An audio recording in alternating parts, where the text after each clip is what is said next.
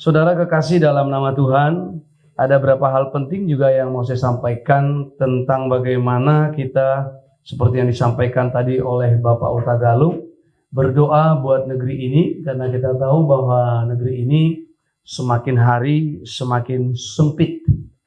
Semakin sempit bukan karena banyaknya populasi atau tingkat pertumbuhan penduduknya, bukan, tetapi semakin sempit dalam arti ruang gerak bagi kehidupan kekristenan kita ke depan. Itu sebabnya kita harus banyak berdoa, sungguh-sungguh mendapat hikmat, sehingga dengan demikian kita tahu apa yang harus kita lakukan, sebagaimana firman Tuhan berkata bahwa aku membuang kamu ke sebuah negeri seperti ke Babel, bukan untuk kesejahteraan sendiri, tetapi untuk kesejahteraan kota di mana kita dibuang. Itu sebabnya firman Tuhan berkata, upayakanlah kesejahteraan kota di mana kamu aku buang, karena kesejahteraannya juga adalah kesejahteraanmu. Jadi kami sudah berangkat beberapa waktu lalu di Painan, di pesisir, di Lunang, di Silaut, sampai ke pedalamannya, dan beberapa saudara-saudara di sana berserak-serak, ya, berdiaspora, dan mereka ada di beberapa tempat, sekelompok kecil saja, dan mereka tidak bisa beribadah. Itu sebabnya kita membutuhkan seseorang atau beberapa orang atau sahabat-sahabat, teman-teman yang benar-benar care, punya hati dan pikiran, bisa menjadi representasi dari mereka di dalam setiap kepentingan mereka, baik mengadvokasi mereka secara undang-undang dan juga bahkan hukum dan politik. Tuhan Yesus memberkati kita. Kita buka Alkitab kita sebagaimana janji saya dalam serial khotbah 7 surat dari Tuhan Yesus Kristus kepada 7 jemaat di Asia Kecil. Maka hari ini kita masuk pada surat yang pertama dari Tuhan Yesus kepada jemaat di Efesus, yang terambil dari kitab Wahyu pasalnya yang kedua, ayat pertama hingga ayatnya yang ke-7. Surat pertama dari Yesus Kristus kepada jemaat di Asia Kecil, yakni jemaat Efesus, yakni jemaat yang telah meninggalkan kasihnya yang mula-mula. Demikian firman Tuhan, kita baca bersama, dan saya akan baca ayat ganjil, saudara baca ayat genap. Haleluya, begini bunyi firman Tuhan. Tuliskanlah kepada malaikat jemaat di Efesus, inilah firman dari Dia yang memegang ke7 bintang itu di tangan kanannya dan berjalan di antara ke7 kaki dian emas itu.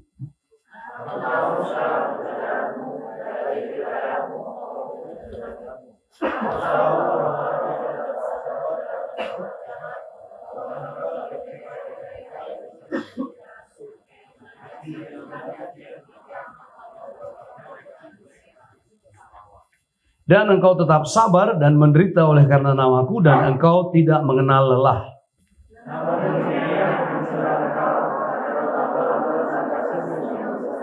Sebab itu ingatlah betapa dalamnya engkau telah jatuh, bertobatlah dan lakukanlah lagi apa yang semula engkau lakukan. Jika tidak demikian, aku akan datang kepadamu dan aku akan mengambil kaki dianmu dari tempatnya jikalau engkau tidak bertobat.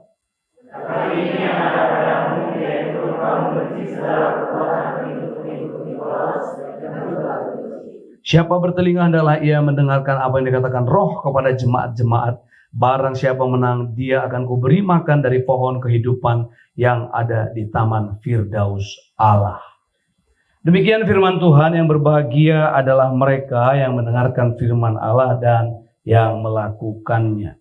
Saudara kekasih dalam nama Tuhan, seperti saya katakan beberapa hari yang lalu, bahwa surat ini adalah surat yang diberikan oleh Yesus Kristus kepada malaikat-malaikat jemaat di 7 kota di Asia Kecil. 7 kota di Asia Kecil ini menjadi prototipe daripada gereja-gereja yang ada, dan terutama gereja-gereja masa kini. Jemaat yang di Efesus ini, saudara, dikatakan telah meninggalkan kasihnya yang semula, proto agape.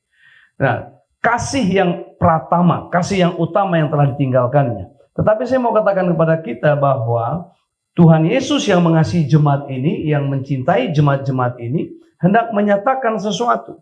Surat yang pertama ini adalah surat yang ditujukan kepada Efesus, bukan karena Efesus paling baik, bukan karena Efesus paling utama, tapi dari 7 kota itu, Efesus ini salah satu memang yang disebutkan Rasul Paulus di dalam surat-suratnya.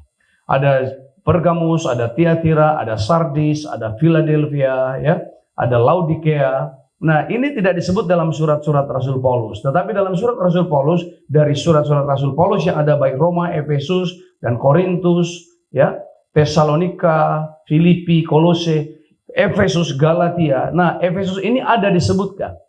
Berarti saudara, Efesus ini kota yang memang pernah dilayani oleh Rasul Paulus. Di Efesus ini ada satu kuil yang namanya kuil Dewi Artemis atau Dewi Diana, Diana Goddess.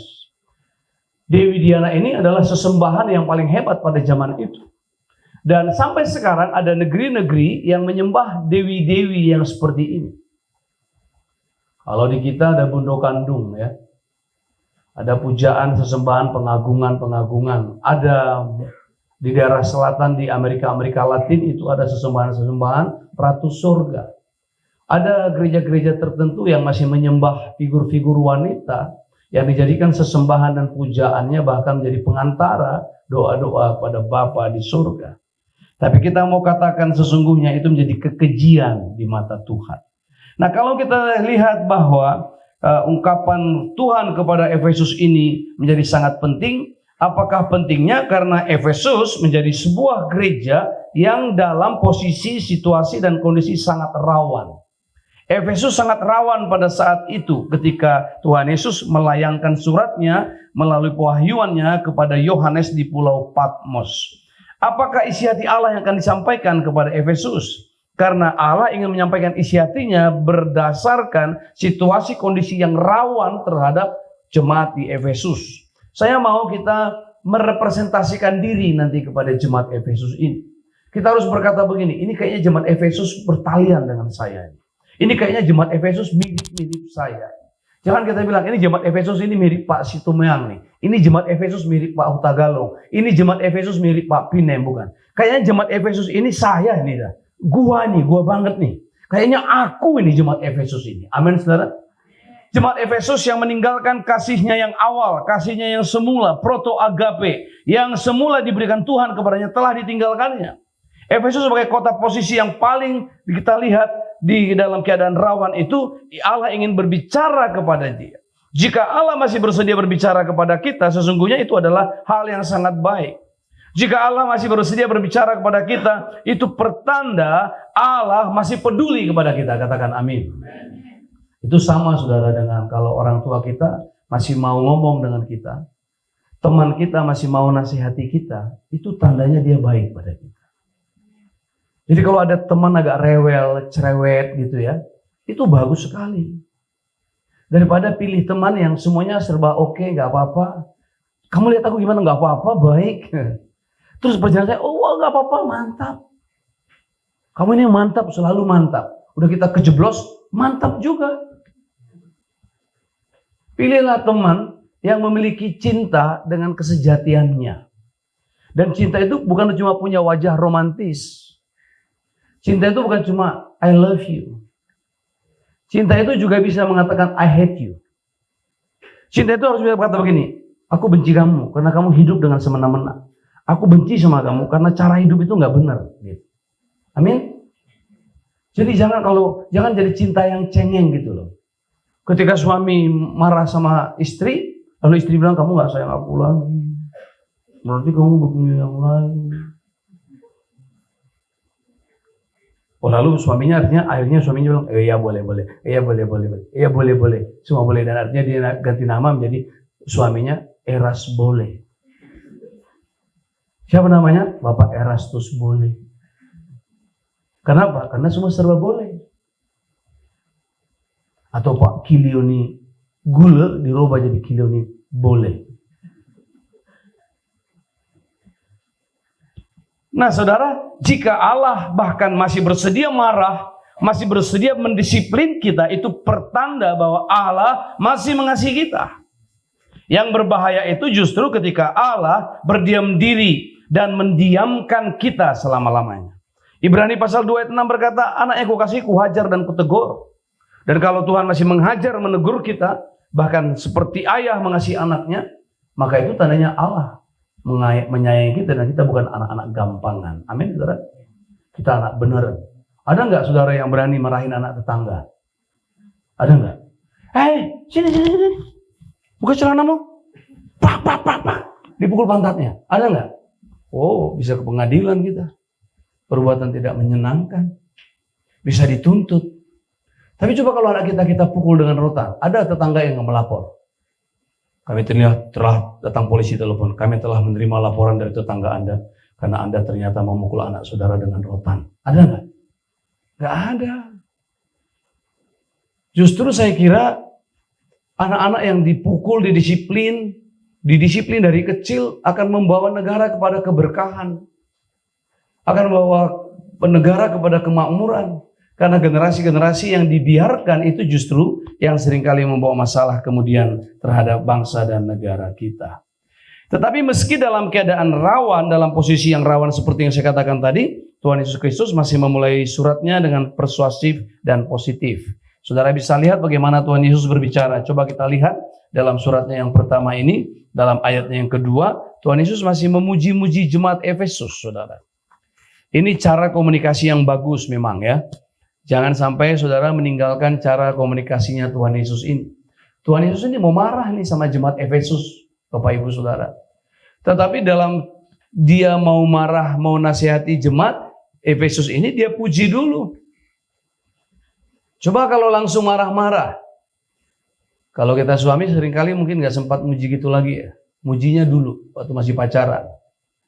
Waktu masih pacaran, pacarnya gemuk aja dibilang kamu ramping. Ya kan? Kamu mantap. Tapi sebenarnya nggak begitu. Kalau kita melihat, saudara, Tuhan Yesus ini memuji jemaatnya dulu. Dia katakan apa? Aku tahu segala pekerjaanmu, baik jeripayahmu maupun ketekunanmu. Dia puji dulu. Ini adalah kebesaran dan keagungan dari kasih Allah kepada kita. Bahkan kasih pada umumnya. Keagungan dari sebuah kasih itu adalah bahwa dalam kondisi serawan apapun, kasih mestinya tidak boleh gagal melihat kebaikan. Amin, saudara. Kasih tidak boleh gagal melihat kebaikan. Kasih selalu berhasil menyatakan, mengatakan yang terbaik, melakukan yang terbaik, mengharapkan yang terbaik. Itulah kasih. Jadi ketika kita hendak menasihati anak juga, udah kita lihat nih ada keburukan anak kita. Tapi lihat dulu kebaikannya. Papa sayang sama kamu. Karena sampai sekarang saya lihat kamu masih tekun belajar. Papa sayang sama kamu karena dalam berbahasa kamu santun. Tetapi dalam satu hal yang Papa mau kritiki tentang kamu adalah kamu gampang tersinggung. Amin, saudara. Jadi kalau mau kritik orang, cari baiknya dulu. Kita juga kalau dalam seminar, kelas, simposium, atau kelas belajar klinik apa gitu, kan kalau mau bertanya juga kan kita sudah diajari bertanya kan. Gak mungkin, ada pertanyaan, ada Pak. Apa orang apa? Enggak kan? Ada pertanyaan? Ada. Bapak istrinya berapa? Enggak ada kan? Ada pertanyaan? Ada Pak. Dari pemaparan yang Bapak sudah sampaikan tadi, kami sangat diberkati. Cara Bapak menyampaikannya luar biasa. Bapak ramah, Bapak senyum. Kalau lihat Bapak, saya teringat om saya. Tapi yang satu yang mau tanyakan Pak adalah, tadi waktu Bapak berkata, gitu. Amin? Jadi enggak langsung, mau tanya Pak, Bapak orang Timur. Begitu. Nah, Tuhan Yesus juga begitu. Dia puji dulu, dia sanjung dulu, dia bangga-banggain dulu. Dia bilang, aku tahu segala pekerjaanmu, baik jeripayahmu maupun ketekunanmu. Aku tahu bahwa engkau tidak dapat sabar terhadap orang-orang jahat.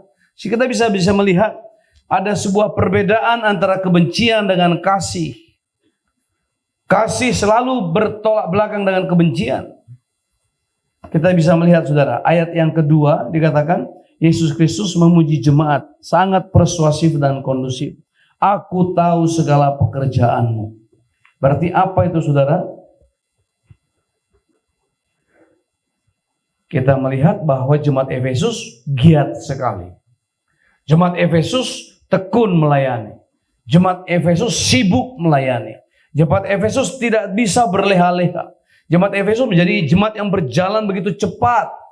Tetapi katanya bahwa kamu juga tidak sabar terhadap orang-orang jahat. Tekun melayani, tidak sabar terhadap orang-orang jahat. Jadi baik jeripayahnya, ketekunannya itu luar biasa. Sangat giat melayani. Berapa banyak kita yang giat melayani, saudara? Hampir tiap hari melayani. Pelayanan kepada wanita, pelayanan kepada pria sejati, pelayanan kepada generasi muda, pelayanan kepada ibu-ibu lansia, pelayanan kepada anak sekolah minggu, pelayanan marketplace, sampai kemana-mana, jalan kemana-mana, suka dan tidak bisa ditahan. Tetapi kata Tuhan kepada jemaat Efesus juga begitu, bahwa kamu dalam jerih payahmu dan ketekunanmu luar biasa. Lalu katakan, aku tahu bahwa engkau tidak dapat sabar terhadap orang-orang jahat, mencoba menguji rasul-rasul. Kalau dia sebut bahwa mereka suka protes, berontak, memberantas orang-orang jahat, berarti mereka suci, saudara. Jadi jemaat Efesus itu jemaat yang giat melayani, jemaat yang tekun, jemaat yang suci, hidupnya kudus, sampai mereka nggak tahan melihat orang-orang berdosa. Dikatakan di situ, aku tahu bahwa engkau tidak dapat sabar terhadap orang-orang jahat. Engkau telah mencobai mereka yang menyebut dirinya rasul, tetapi sebenarnya tidak demikian, bahwa engkau telah mendapati bahwa mereka adalah pendusta-pendusta. Jadi jemaat Efesus itu jemaat yang tingkat kerohaniannya sudah sangat tinggi. Jemaat yang tingkat pengalamannya sudah sangat tinggi. Dia bukan orang Kristen baru-baru lagi. Dia bukan orang Kristen yang baru dibaptis, tidak. Dia jemaat yang sudah lama, sudah ngerti banyak hal, sudah merasa tahu segala sesuatu, melayani dengan sibuk dan tidak melalaikan sedikit pun waktunya, saudara. Tapi tetap Tuhan mencelanya. Saudara kekasih dalam nama Tuhan, kita bisa melihat bahwa dia sabar menderita, konsekuen ikut Tuhan, tidak kenal lelah. Ada di sini bandingannya 5, saudara, perkara yang baik. Jerih payahnya luar biasa, ketekunannya, tidak tahan terhadap orang jahat, mencobai menguji yang mereka menyebut rasul. Mereka bisa mendeteksi ada nabi palsu, tidak ada nabi palsu. Jemaat itu bisa mendeteksi pengajaran-pengajaran yang sesat dengan yang tidak sesat. Bisa mereka. Yang keempat, sabar menderita, konsekuen ikut Tuhan. Dan yang kelima, tidak kenal lelah. 5:1. 5 yang baik, 1 yang dicela oleh Tuhan. Apa yang dicela oleh Tuhan? Tuhan berkata dalam ayatnya yang ke-4, namun demikian aku mencela engkau karena engkau telah meninggalkan kasihmu yang semula. Kau telah meninggalkan kasihmu yang semula. That you have left your first love. Kau sudah tinggalkan kasihmu yang semula. Proto agape. Kasih yang pertama. Kasih yang awal. Kasih yang kita terima pertama sekali dari Tuhan. Tuhan mencela. Kenapa? Bukan karena dosanya karena dia penjinah. Bukan. Jemaat Efesus tidak penjinah. Jemaat Efesus tidak pemabuk. Barangkali kita juga bisa berkata begitu. Kita bisa membuat inventaris. Kita inventarisir semua. Aku nggak pemabuk. Aku sudah suci, aku rajin ibadah, aku pemuji penyembah di gereja, aku worship leader, sesekali menjadi singer, aku pemain musik, sesekali juga aku kolektan, aku sampai ikut melayani traffic control, tukang parkir di bawah, semua aku layani, semua giat. Tapi tunggu dulu, kata Tuhan. Ini bukan soal mabuk, penjinah, koruptor, dan lain-lain. Ini soal orang yang telah meninggalkan kasihnya yang semula dengan Tuhan. Amin, saudara. Kalau orang disuruh kembali ke kasih yang semula, itu kemunduran atau kemajuan ya? Saya nggak tahu nih, antara kasih laki-laki dan perempuan. Hari ini Ibu Gembala itu, Ibu Lasmida Papahan itu berulang tahun. Saya mencoba tidur lebih malam untuk bisa merangkai kata yang baik buat dia. Dan mengumpulkan beberapa koleksi gambar untuk membuatnya di Facebook. Lalu tadi jam 5 pagi anak-anak Geraha Asuh, anak-anak asuh saya datang dan ketok pintu karena saya lama tidurnya. Saya tersentak dengar ada orang nyanyi Happy Birthday to you. Dan saya lihat ada lilin-lilin yang menyala. Selain Ibu Gembala, Ibu Simanjuntak juga hari ini ulang tahun. Tidak ada salahnya untuk kedua wanita hebat ini kita berikan tepuk tangan yang hebat. Panjang umur dan Tuhan berkati. Yang saya maksudkan dalam perenungan saya dengan istri, kayaknya istri saya ini nggak perlu kembali ke kasih mula-mula. Karena kasihnya naik terus. Dialah saya pikir dia pasti tahu, walaupun saya nggak kasih tahu, bahwa saya berusaha terus kembali ke kasih mula-mula. Bagaimana untuk mengasihi di tengah-tengah banyak kesibukan. Jadi kalau suami istri itu harus bolak-balik kembali ke kasih mula-mula, itu pertanda bahwa mereka sudah mengalami kemunduran. Sekarang kalau kita tanya misalnya Ibu Pinem dengan Pak Pinem, kita tanya Ibu Pinem, pasti Ibu Pinem menjawab, kasih saya nggak pernah mundur Pak, kasih saya meningkat terus. Rupa-rupa pelayanan saya dalam kasih itu yang berbeda-beda. Jadi kita bisa melihat bagaimana kasih mula-mula itu apabila dibilang, mari kita kembali kepada kasih mula-mula. Itu berarti kembali ke nol. Karena kasih mula-mula itu kasih yang pertama. Tetapi kalau kita berkata bahwa kasih mula-mula itu kasih kita kepada Tuhan, ya satu sisi. Tapi itu tidak mutlak benar. Yang benar itu adalah kasih mula-mula itu adalah kasih Kristus kepada kita pertama kali. Dan itu tidak pernah berubah. Itu sebabnya kalau kita didapati tidak pada jalan yang betul, itu sebabnya jika kita didapati berdosa, kita harus kembali ke kasih itu. Ke kasih siapa? Ke kasih Kristus kepada kita. Karena Alkitab mencatat, bukan kita yang pertama mengasihi Allah, tetapi Allah lah yang pertama mengasihi kita, karena Allah itu adalah kasih. Berikan tepuk tangan bagi Tuhan. Jadi bukan kita yang mengasihi Allah. Bukan itu. Kalau kita mempercayai kasih kita kepada Tuhan, itu bohong, itu dusta, saudara.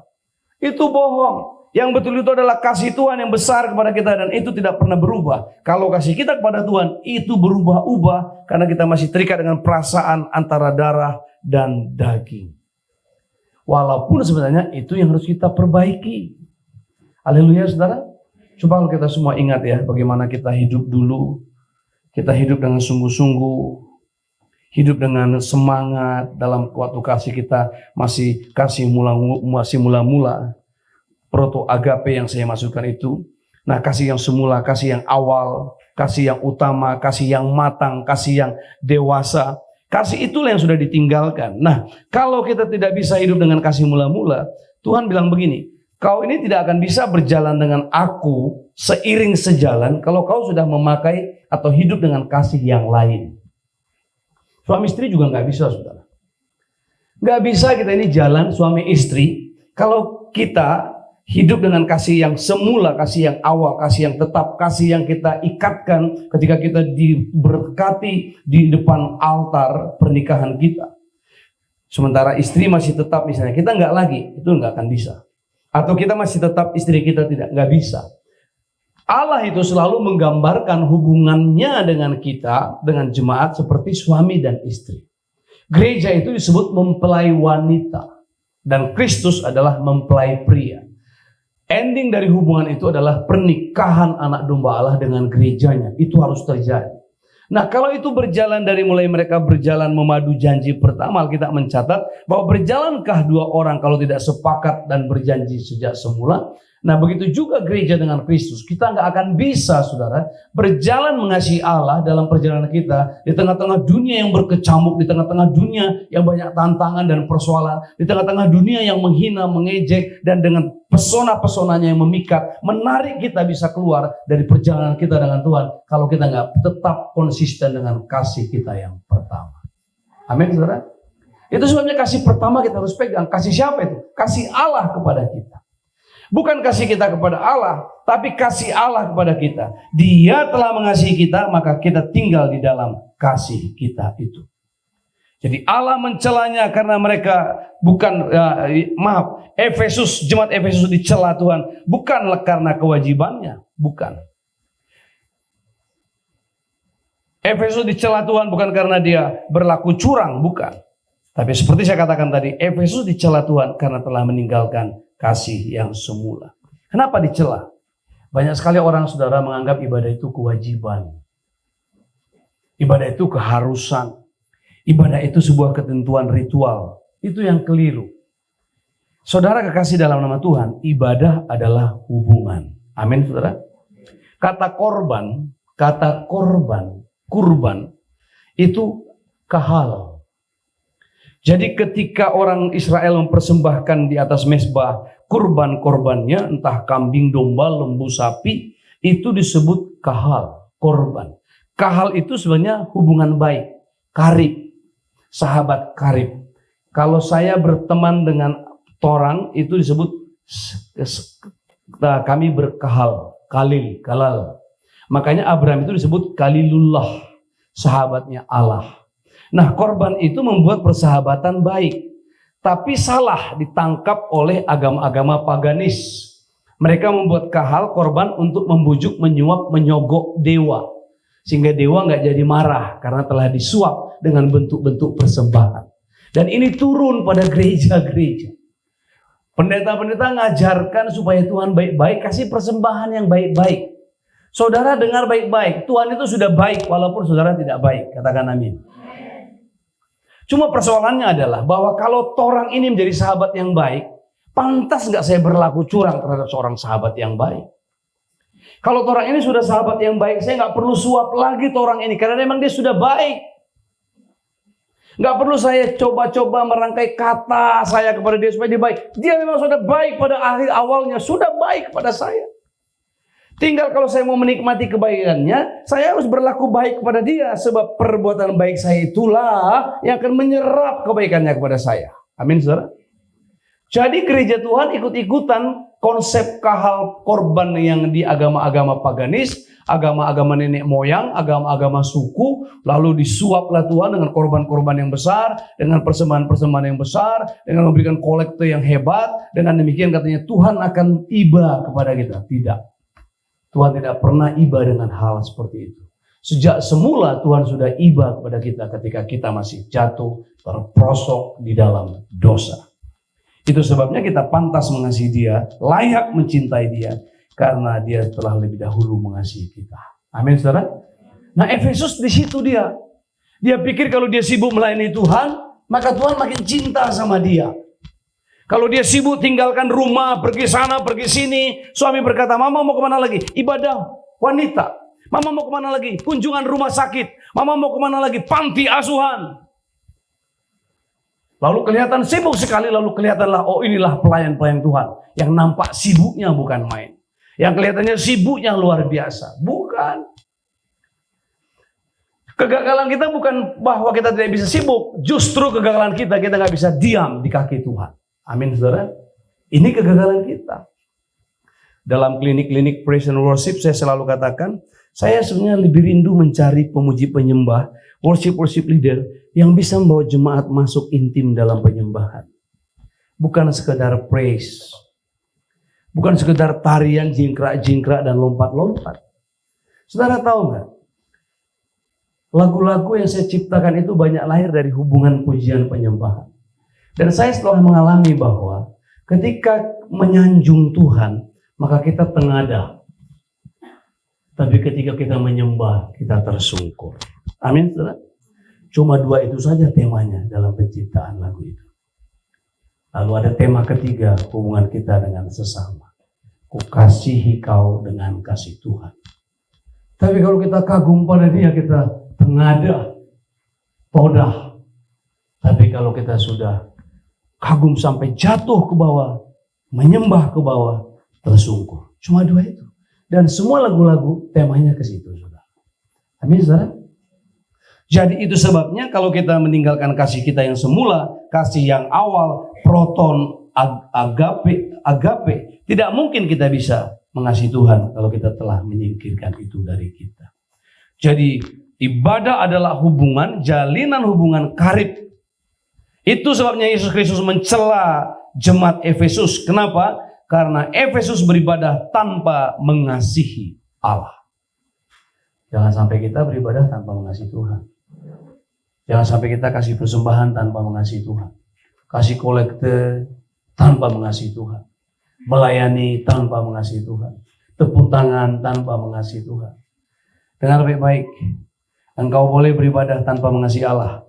Tapi engkau tidak boleh mengasihi Allah tanpa menyembahnya. Amin, saudara. Kita ini diciptakan untuk menyembah dia. Dan menyembah dia itu butuh ketaatan total.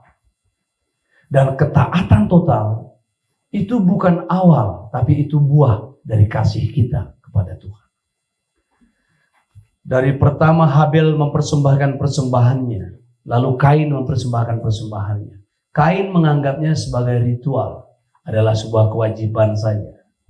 Kita nggak tahu sejak kapan diajarkan menyembah ini kepada mereka. Alkitab tidak detail mencatatnya.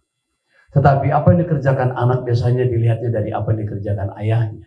Barangkali Adam telah melakukannya dan mereka lihat. Lalu Kain sebagai petani mempersembahkan persembahan-persembahan dari hasil pertaniannya. Tetapi Alkitab mencatat dia mempersembahkan begitu saja. Sementara Habil sebagai peternak mengambil ternak-ternaknya yang terbaik, yang tambun-tambun dan menyembelihnya. Lalu Alkitab mencatat Allah berkenan terhadap persembahan Habil dan Allah tidak berkenan pada persembahan Kain. Kita tahu akhirnya bahwa ternyata Kain memang bukan penyembah yang baik. Karena pada akhirnya mukanya masam, muram, dan mulai dia marah, benci kepada adiknya. Sementara Habil memang dasar penyembah, pemuji, penyembah Allah yang baik. Dia tetap sukacita, bahkan sekalipun akhirnya dia harus mati karena ibadahnya. Haleluya, saudara. Itu sebabnya saudara lihat saja sifat gen dari gereja. Gereja kalau disakiti, dibakar, nggak ada yang balas. Gereja disakiti, dianiaya, nggak ada yang balas.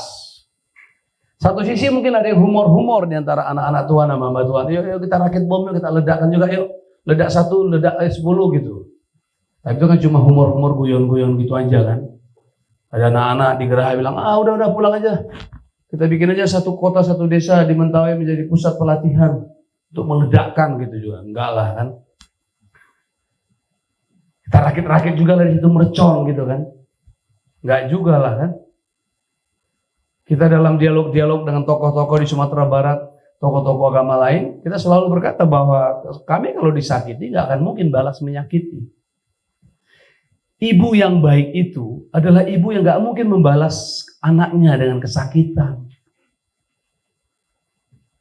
Coba saya mau mengajak ibu mengingat, maaf ilustrasinya mungkin agak sensitif.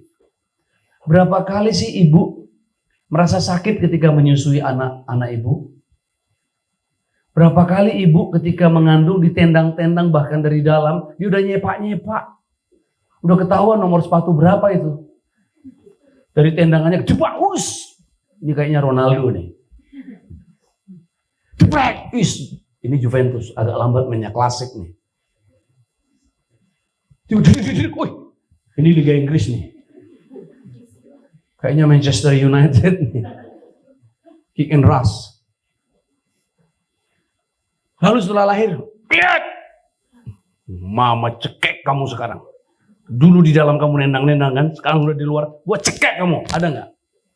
Ada ibu yang bangga. Inayanto waktu kasih minum Yanto ini dulu waktu kecil. Pasti dia suka gigit juga, apalagi sudah telat di sapi kan. Kurang ajar, ambil pisau. Nggak ada. Aduh, nah. Masih tetap dielus kepalanya, masih dikasih juga minum. Besok masih dikasih juga minum lah. Tapi jangan gigit lagi ya. Gak mungkin anaknya bilang, iya mah. Kalau iya mah udah gak kasih netek lagi. Udah gede itu. Berapa banyak? Jangankan hal-hal seperti itu. Sudah dewasa pun, kita orang tua masih ngomong, kamu gak boleh. Iya gini. Iya gak boleh. Ayah ibu masih ngomong 2, dia udah 12. Tapi itu pun gak diusir dari rumah. Tetap aja ayah dan ibu mengasihi anaknya. Gak ada yang mencampakkan anaknya. Itulah kasih. Kalau tetangga ribut-ribut, pulang.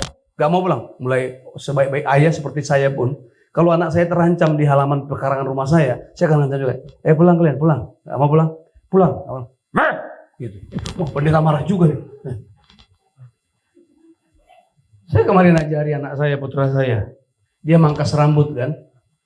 Mangkas rambut diinjili tanda kutip dari agama lain. Ahok itu salah enggak dia ikut Adik Kristen itu apa nih? Udah dihina-hinanya gereja, dihina yang lain.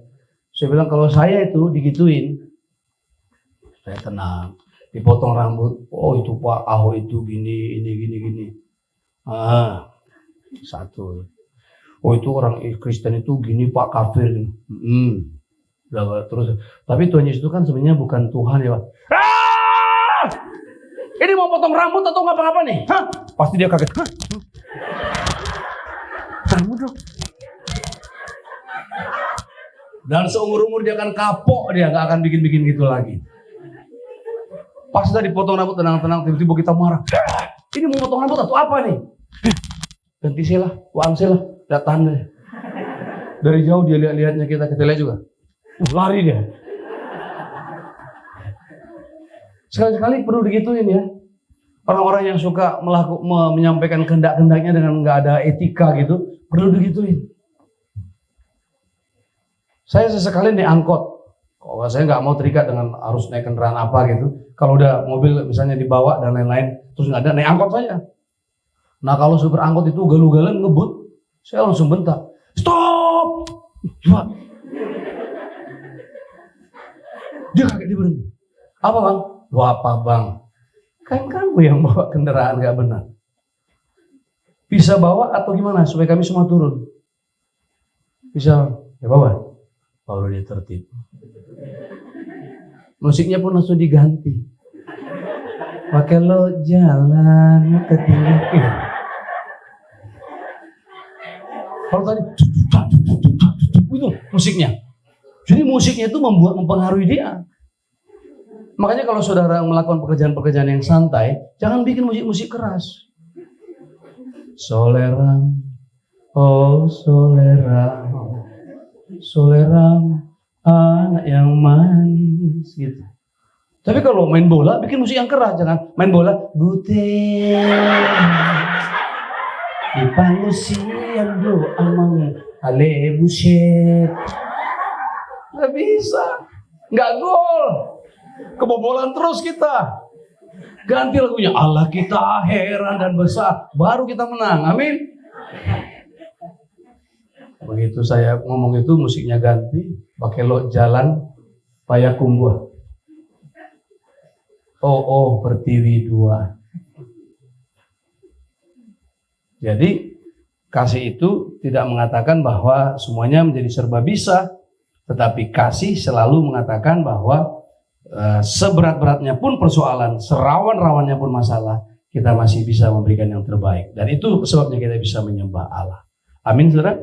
Bila manakah kasih itu ditinggalkan, kita bisa melihat apakah itu seketika atau sekonyong-konyong? Tidak. Perlahan-lahan dan lambat laun, di tengah-tengah desakan kesibukan melayani dan kebaktian, serta makin bergesernya fokus dan tujuan hidup kita, maka kasih mula-mula itu pun lenyap dan pupus. Mari kita lihat diri kita. Dan itu enggak mendadak, saudara. Saudara waktu baru bertobat dulu berapi-api, menyala-nyala, berkobar-kobar. Takut bohong, takut dusta. Kalau sekarang enggak, udah lama bertobat, enggak lagi. Udah di mana? Ya, halo, sebentar lagi, udah di jalan. Padahal anduk masih di sini, sikat gigi di sini, tetengan sabun di sini. Maksudnya mau di jalan, kamu kemana apa sih? Ya kan di jalan kamar mandi. Jalan kamar mandi. Gak bisa bohong-bohongan begitu. Loh ini pada kemana kok nggak latihan nih? Ada kepentingan. Ujian. Ya. Emang ujiannya jam 8 sampai jam 6. Coba kalau kita kejar, ujian apa, mata kuliahnya, berapa mata kuliah, berapa SKS, nggak enak juga kan. Kita ini diberi ruang untuk kebebasan, untuk bisa berdusta, berbohong, dan untuk jujur atau tulus.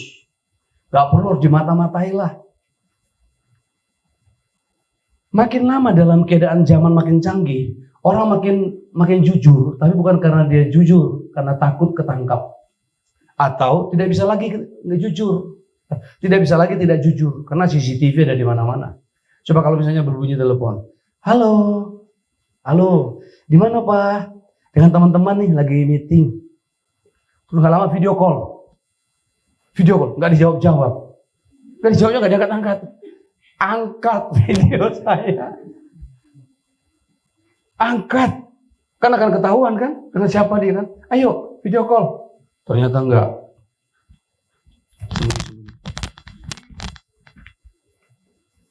Jadi orang tak bisa jujur, nggak berani bohong karena ada video call, udah ketahuan, ada CCTV. Orang udah lupa sisi Tuhan. Mana lebih baik, CCTV atau sisi Tuhan ya? Di luar negeri katanya orang nggak ada lagi yang berdusta, tertib lalu lintas karena ada banyak CCTV di mana-mana. Di jalan raya ada CCTV, di mana-mana ada CCTV. Jadi bukan karena orang takut berbuat dosa atau sudah menjadi orang benar, bukan. Karena sudah teknologi sudah bekerja begitu rupa membuat mereka tidak bisa lagi berbuat jahat. Diintai di mana-mana. Jadi kalau kita tidak berbuat jahat karena diintai, itu bukan karena kita sudah menjadi orang yang mengasihi Tuhan, bukan.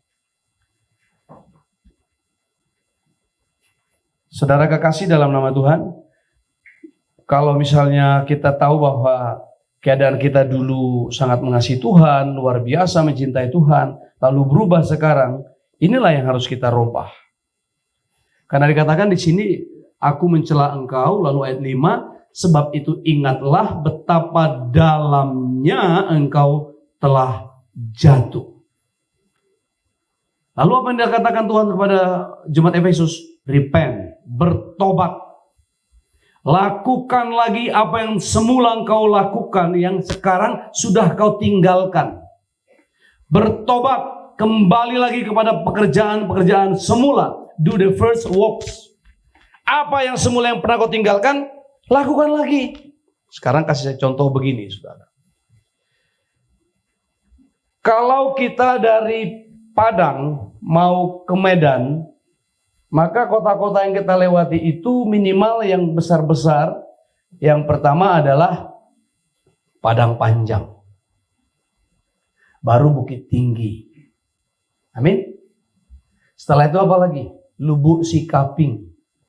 Bonjol dulu, Lubuk Sikaping. Terus Panti, Rao, Kota Nopan, Penyabungan, Padang Sidempuan. Nah, kalau kita sudah dalam perjalanan, lalu biasanya kan begini ya, saya dari dulu kalau naik bus atau jalan darat, kalau pas ngisi bensin di pom bensin atau di rumah makan begitu, pas mau berangkatnya tuh saya berpikir begini, jangan-jangan kami kembali lagi nih. Apalagi kalau saya pas dia masuk ke rumah makan atau ke pom bensin itu pas lagi tidur saya, lalu saya terbangun terus keluar dia habis ngisi bensin, dia belok ke kanan, dalam hati saya, jangan-jangan ini balik lagi ke Padang ini. Gitu. Nah, sekarang pertanyaannya, kalau kita dalam perjalanan itu ternyata kita lihat lagi Rao, Bonjol, kita lihat lagi Bukit Tinggi. Ini perjalanan pulang atau perjalanan pergi? Perjalanan pulang. Kalau dulu engkau pernah sudah benci musik-musik duniawi yang gak membawa kehormatan bagi Tuhan, musik-musik yang menghujat Tuhan Yesus dengan segala lirik-liriknya yang tidak membawa berkat, tiba-tiba engkau nikmati lagi, ini perjalananmu maju atau mundur nih? Mundur. Kalau dulu engkau sulit mengampuni dan sudah pernah bertobat, tapi sekarang malah sukar mengampuni, susah memaafkan, gak mau mengampuni, ini perjalanan maju atau mundur nih? Mundur. Kalau dulu engkau pernah menjadi dermawan, memberi dengan sukacita, tidak tahan melihat orang yang susah, selalu ingin memberi, tapi tiba-tiba engkau menjadi pelit sekarang dan sukar memberi. Ini mundur atau enggak nih? Mundur. Gampang untuk melihatnya, saudara. Kita tahu semua kita ini sedang maju atau mundur. Saya menantang kita untuk kembali kepada kasih yang semula. Amin, saudara. Dan caranya katanya, kerjakanlah lagi apa yang sudah pernah kau kerjakan dan sekarang ditinggalkan. Sikap ibadah kita. Dulu gak mau telat. Waktu baru bertobat, dibaptis, kenal Yesus, pemuritan, katekisasi, gak mau telat. Istri semua diajak, cepat. Semua, bahkan istri yang lambat dibantunya, dia setrika baju sendiri.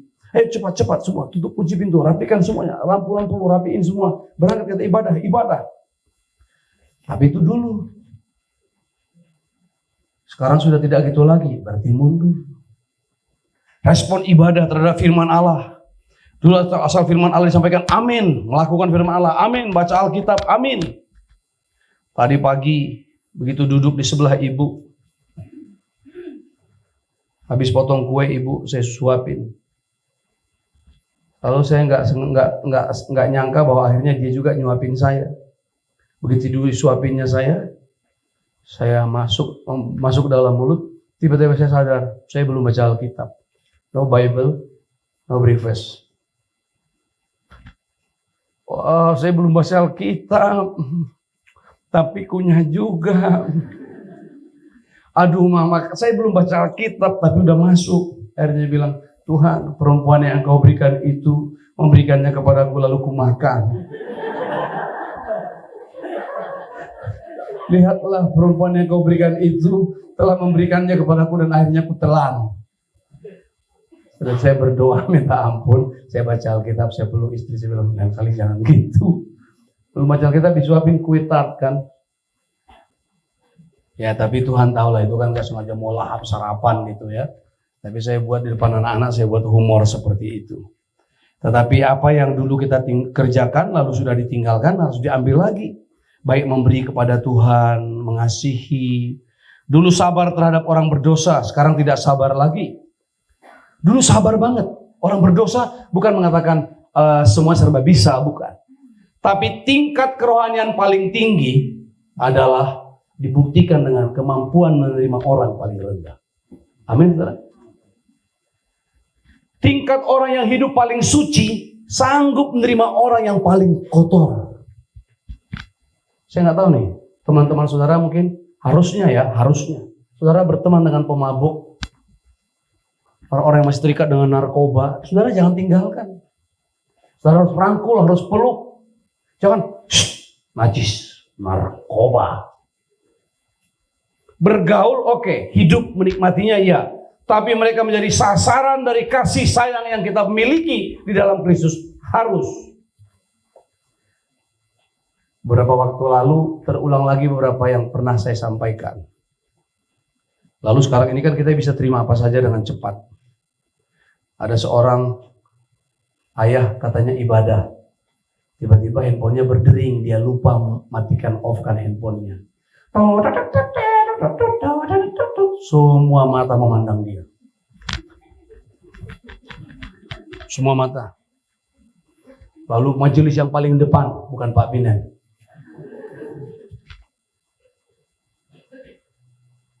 Ditunduk kepala dan akhirnya pulang dengan rasa malu. Istrinya di jalan, tuh papa itu ngambilkan handphone. Datang anak-anak, itulah papa bikin malu. Akhirnya minggu depannya gak ke gereja lagi, dia pergi ke bar. Sampai di bar, dia tumpahin botol gelas, ngebasahin orang-orang. Tapi malah orang nggak apa-apa. Petugas bar malah ambil kain lap yang bersih, tisu yang bagus, dan dilap diganti dengan jangan khawatir, kita kasih minuman yang baru. Di gereja dia tidak dapat perlakuan baik, malah di bar dia dapat perlakuan baik. Akhirnya tiap minggu, malam minggu dia ke bar terus, nggak mau ke gereja lagi. Gereja no, bar yes. Makanya datang orang, kan itu drama kita bulan depan kan itu kan. Udah jangan promosi-promosi gereja sama kami. Gak ada ubahnya gereja dengan yang lain. Karena di gereja banyak orang menghakimi. Kita harus tahan melihat orang berdosa dalam arti sabar. Ini Jemaat Efesus gak tahan. Tidak tahan. Dulu sabar terhadap orang berdosa, sekarang tidak lagi. Jadi benci lihat orang berdosa. Harusnya tidak seperti itu. Amin, saudara? Dengar baik-baik. Kejatuhan bukanlah saat orang percaya melepaskan pelayanannya.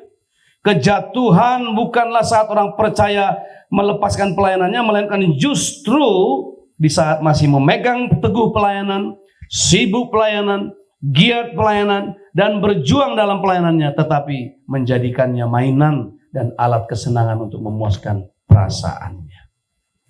Banyak orang sekarang melayani Tuhan senang, nikmat. Dan dia selalu berkata, kami diberkati Tuhan. Kami melayani, kami gak kemana-mana. Anak saya diberkati, cucu saya diberkati, menantu saya diberkati. Dan dia melayani Tuhan supaya diberkati. Jadi dia memperalat Tuhan supaya hidupnya diberkati. Dia peralat Tuhan, dia tipu Tuhan supaya hidupnya diberkati. Ngapain? Tuhan itu raja, kita hamba. Amin, saudara? Tuhan mau ngapa-ngapain, kita suka Tuhan. Tapi raja-raja di dunia saja berusaha mensejahterakan rakyatnya, apalagi raja yang segala raja Bapa kita tidak mungkin mentelantarkan kita. Amin, saudara? Konsepnya gampang sekali. Jadi mari kita tidak meninggalkan kasih semula, melainkan kembali kepada kasih semula. Bagaimana caranya? Kembali kepada kasih awal. Apa itu? Ubah teologi kita. Amin. Ubah teologimu. Kita hidup bukan karena mengasihi Allah, tapi karena Allah mengasihi kita. Amin, saudara. Kita hidup bukan di atas perjanjian kita dengan Allah. Saya selalu mengatakan ini dan selalu mengagumi cara kerja Allah terhadap Abraham. Abraham diminta Tuhan untuk menyembelih burung tekukur 2 bagian, domba 2 bagian, burung merpati 2 bagian, kiri dan kanan, dan di tengah-tengahnya ada lorong, ada gang, lalu sebelah sini sebagian, sebelah sini sebagian. Dan Tuhan berjanji nanti aku akan datang dan kita berjalan bersama-sama membuat covenant, sebuah perikatan perjanjian. Jadi sebuah covenant yang dibuat di perjanjian itu para pihak itu sepakat. Tapi ternyata dengan Tuhan para pihak itu nggak ada, hanya ada satu pihak, Tuhan saja. Kalau dia melibatkan Abraham dalam perjanjian itu dan mempercayai Abraham, walaupun Abraham ternyata bisa dipercayai dalam perjalanan hidupnya, tapi malam itu Abraham tertidur kelelahan dan dia tidak dapat menjalaninya, hanya Tuhan yang berjalan bersama-sama. Didapati bahwa kemanusiaan Abraham juga tetap lemah. Jadi kalau kita mengandalkan kekuatan kita, kesucian kita, kehebatan kita, lalu kita tidak mengasihi saudara-saudara kita yang berdosa, kita meninggalkan proto agape, kasih Allah yang sempurna, yang kasih mula-mula yang pernah kita kenal, yang telah menyelamatkan kita. Amin, saudara. Jadi mari kita berpijak hidup benar bukan di atas kasih kita, melainkan di atas kasih Allah. Kita berpegang bukan pada janji kita kepada Allah, melainkan di atas janji Allah kepada kita. Itulah kasih karunia. Yang kedua, saudara, do the first works. Kembali kerjakan lagi apa yang dulu kau lakukan dan sekarang tidak lagi. Di gereja kita ini ada banyak agenda, tetapi bukan sengaja dibuat agenda untuk buat kita sibuk, juga untuk melatih kita. Ada penjala pada hari Rabu, persekutuan pola gereja mula-mula. Ada menara doa hari Kamis dan puasa. Ada ibadah WBI, Wanita Betel Indonesia atau Wanita Bijak Indonesia. Ada ibadah youth, ada ibadah Teen for Christ. Ada latihan musik hari Jumat dan setiap orang bisa latihan sesuai dengan jadwalnya dan bisa bersekutu bersama-sama. Ada doa semalam-malaman. Ada doa keliling kota. Tiap hari Jumat minggu keempat dan kita kelilingi kota-kota kita. Pintu-pintu gerbang, rumah-rumah, kantor-kantor petinggi-petinggi dan di mana ada peristiwa-peristiwa tertentu. Kita datangi, kita kunjungi dan kita berdoa di sana. Kerjakanlah lagi apa yang sudah ditinggalkan. Take over kembali, kendalikan lagi kerohanian kita. Amin, saudara. Yang terakhir, pertajam pendengaran kita. Dikatakan di sana, tetapi ini yang ada padamu yaitu engkau membenci segala perbuatan pengikut-pengikut Nikolaus. Tuhan senang pada zaman Efesus karena memang mereka nggak mau diajak kompromi tentang ajaran-ajaran sesat. Lalu dikatakan, siapa bertelinga hendaklah ia mendengarkan apa yang dikatakan Roh kepada jemaat-jemaat. Barang siapa menang, ia akan kuberikan makan dari pohon kehidupan yang ada di taman Firdaus Allah. Jadi pertajam kembali pendengaran kita, karena kalau kita gagal mendengar, kita gagal mengerti. Gagal mengerti, gagal bertindak. Dan tidak mungkin kita bisa menang. Jadi itu sebabnya siapa yang menang katanya harus mendengar dengan baik dulu. Sebab barang siapa yang telah mendengar dengan baik, dia akan menang, dan bagi pemenang disediakan pohon kehidupan di taman Firdaus Allah. Mari kembali kepada kasih kita yang semula, kasih Allah kepada kita. Karena sebelum kita mengasihi Allah, Allah telah lebih dahulu mengasihi kita. Amin.